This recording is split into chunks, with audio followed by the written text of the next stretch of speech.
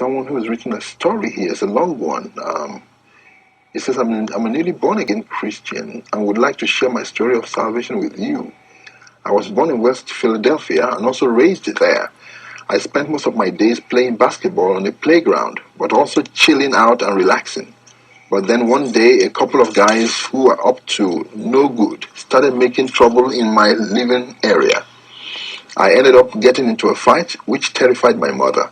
As a result, she sent me away from West Philadelphia to the most peaceful area of Bel-Air. That's for fresh paper. Oh, okay. Fresh. Okay. And I think there's some Mongolians on the system.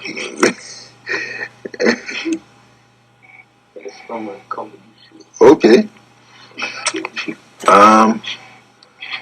You know what?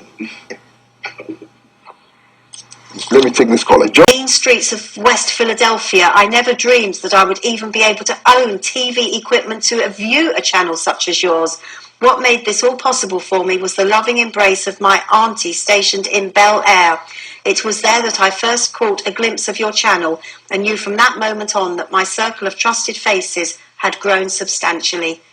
Upon one of my many visits back to West Philadelphia before the recession hit, I visited the playground where I spent most of my days shooting some basketball, but also just chilling out and relaxing. I don't think that story is genuine. I think the guy is a clown.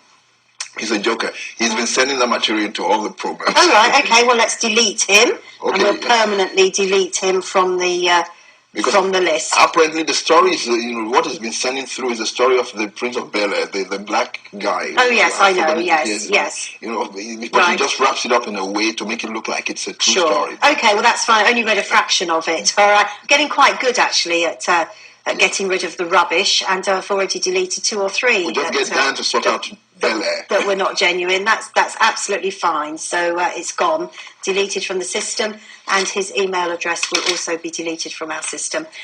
Hey, please pray for my cousin Carlton and my uncle Phil, who have both been having a very hard time finding jobs. Thank you so much, Will. So that's for Carlton and Phil, who are having trouble finding jobs.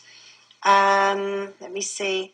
If you just cross off from that prayer list the people looking for a job, because that was a hoax email as well. It was a hoax as well, because they mentioned some strange names. That's right. And those names also.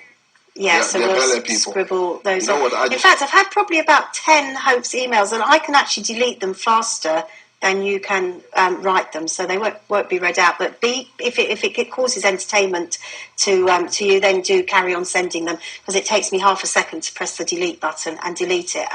But it's fine. It's a snowy day, probably very, very sad people who have nothing else to do with your lives. But I'm more than happy for you to send them.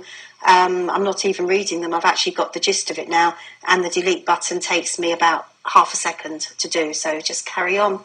Okay. In West Philadelphia, born and raised on the playground is where I spent most of my days. Chilling out, maxing, relaxing, all cool and all, shooting some b-ball outside of the school. When a couple of guys who were up to no good started making trouble in my neighborhood. I got in one little fight and my mom got scared and said, "You're moving with your auntie and uncle in Bel-Air."